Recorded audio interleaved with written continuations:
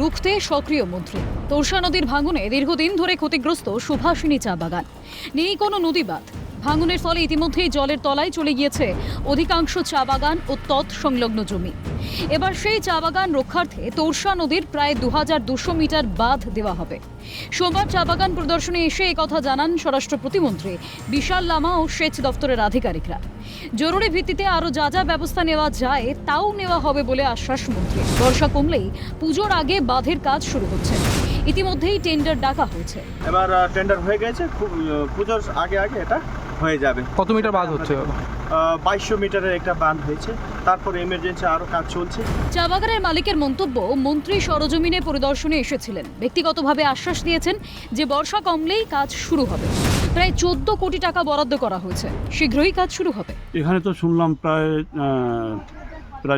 14 কোটি টাকার মতো যে মেইন বাদ যেটা আছে 2.2 সেটার কাজটার জন্য বরাদ্দ হয়েছে, এবং এটা একটা পার্ট কাজ, এবং এটার জন্য কি টেন্ডার বা কিছু সেটার সঙ্গে আমার জানা নেই।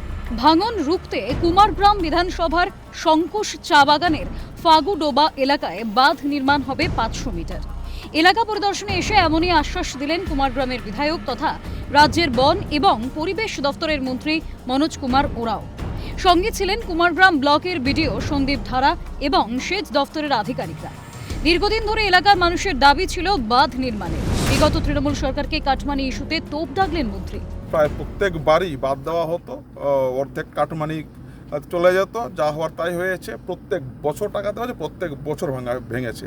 তো এবার আমি এসেছি এবং আশা করি পুজোর মধ্যে থেকেই এই ফাগুডোবা এলাকাটা সেটা আমরা বাঁধের ব্যবস্থা করে দেবো 1.5-2 কিলোমিটারের মতো। তো আপাতত যে মেন যে একটা সমস্যাটা আছে আর সেটা আবার 500 মিটারের মতো, এটাকে আমরা আগামী পুজোর পরেই 1-1.5-2 মাসের মধ্যে কাজ শুরু করে দেবো। আগে মেন যেটা আছে সেটা আটকে নিই, তারপর ধাপে ধাপে সব কাজগুলো। ভাঙনের করাল গ্রাসে নদী গর্ভে চলে যাওয়া চা বাগান রক্ষার্থে মন্ত্রীর হস্তক্ষেপে আশায় বুক বাঁধছেন চা শ্রমিকরা। মন্ত্রীর আশ্বাসে বুক বাঁধছেন কুমারগ্রামের মানুষরাও। মলয় দেবনাথের রিপোর্ট, ক্যালকাটা নিউজ।